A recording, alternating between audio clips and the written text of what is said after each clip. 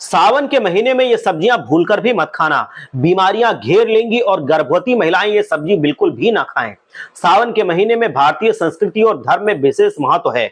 आयुर्वेद की दृष्टि से भी ये महीना बहुत महत्वपूर्ण होता है, क्योंकि ये मौसम मानसून का होता है, जो मौसम के बदलाव और स्वास्थ्य संबंधी मुद्दों के लिए बहुत महत्वपूर्ण हो जाता है।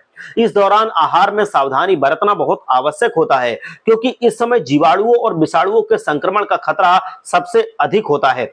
सबसे पहली सब्जी है बैगन की सब्जी। बैगन एक ऐसी सब्जी है जो आमतौर पर मानसून के दौरान संवेदनशील हो जाती है। इस समय नमी और उच्च तापमान के कारण बैगन में बैक्टीरिया और फंगस का संक्रमण होने की संभावना बहुत बढ़ जाती है। ये संक्रमण न केवल बैगन के पोषक तत्व को कम करते हैं, बल्कि इससे पेट की समस्याएं जैसे दस्त और पेट दर्द बहुत ज्यादा हो जाता है। आयुर्वेद में बैगन को तामसिक भोजन की श्रेणी में रखा गया है, जिसका मतलब है कि ये भोजन शरीर में नकारात्मक ऊर्जा और आलस्य को बढ़ावा दे देगा।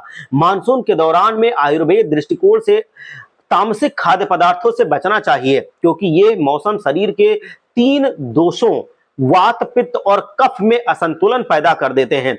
इस समय शरीर में वात दोष का प्रकोप बहुत होता है और तामसिक खाद्य पदार्थ इस असंतुलन को और बढ़ा देते हैं।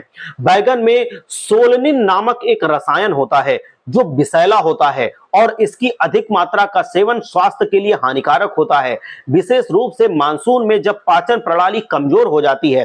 सोलनिन के प्रभाव से बचना चाहिए, इससे गैस, अपच और अन्य पाचन समस्याएं भी हो सकती हैं। आपने बड़े बुजुर्गों के मुंह से सुना होगा कि बैगन जो होता है वो अच्छी सब्जी नहीं होती है। ये सब्जी जो बहुत वैसी सब्जी होती है जो देर में पचती है, और इसमें जो बीज होते हैं ये बड़े नुकसानदायक होते हैं। अगली जो सब्जी है वो है करेला। आपको सुनकर चौंक जाएंगे, लेकिन करेला भी नुकसान करेगा आपको इस मौसम में। करेला अपने कड़वे स्वाद और औषधीय गुणों के लिए जाना जाता है।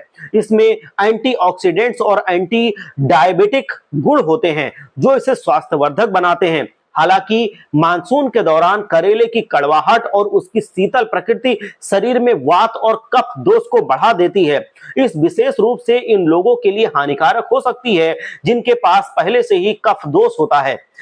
आयुर्वेद के अनुसार करेला एक शीतल और कड़वा भोजन है। इसका अत्यधिक सेवन पाचन तंत्र पर बुरा प्रभाव डाल सकता है, विशेष रूप से मानसून के दौरान। इस मौसम में शरीर की पाचन शक्ति कम होती है और कड़वा और शीतल भोजन पचाना बहुत मुश्किल होता है और इस समस्याओं को बढ़ा देता है। करेला गर्भवती महिलाओं के लिए विशेष रूप से हानिकारक होता है।